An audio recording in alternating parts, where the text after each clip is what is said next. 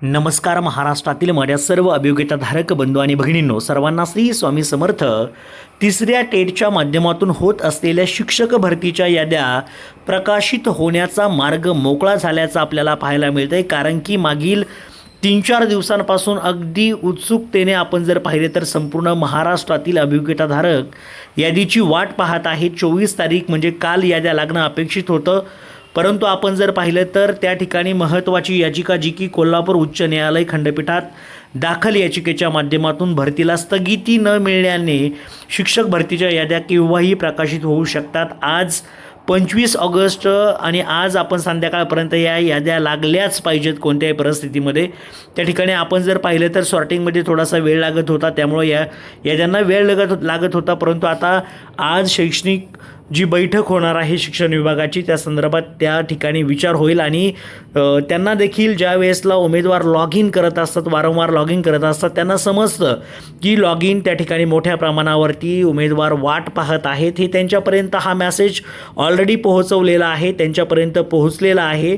आता फक्त ते वेट करत आहेत की आता याद्या नक्की कधी प्रकाशित करायच्या. आणि आत्तापर्यंतचा इतिहास, याद्या या सायंकाळी आपण जर पाहिलं तर 7-8 आणि त्यानंतर कधीकधी 10-11, कधीकधी रात्री 12 वाजता देखील याद्या आत्तापर्यंत लागलेल्या आहेत.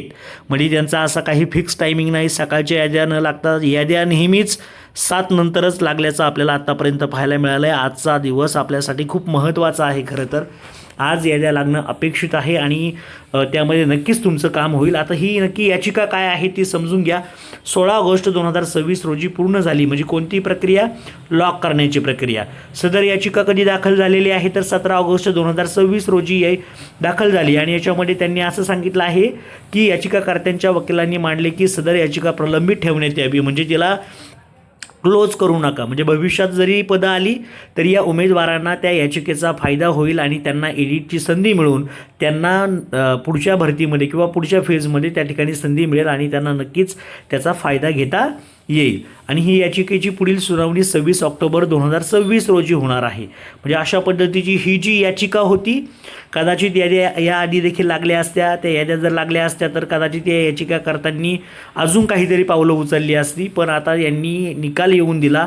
काल निकाल त्याचा आलेला आहे. ही याचिका पुढे लोटण्यात आलेली आहेत. याद्या या प्रकाशित होणार आहे.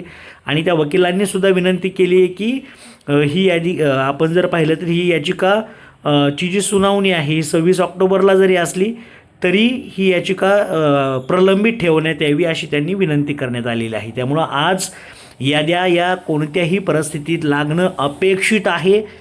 यदा कदाचित त्यामध्ये काही तांत्रिक अडचण आली तर त्या उद्याही लागू शकतात, पण आज याद्या लागल्याच पाहिजेत. आणि यासाठी सर्वच्या सर्व महाराष्ट्रातील उमेदवार तयार आहेत. 100% आज याद्या लागावे आणि तुमचं नाव त्या यादीमध्ये आपल्याला पाहायला मिळावं. सर्वांना all the best. Thank you so much.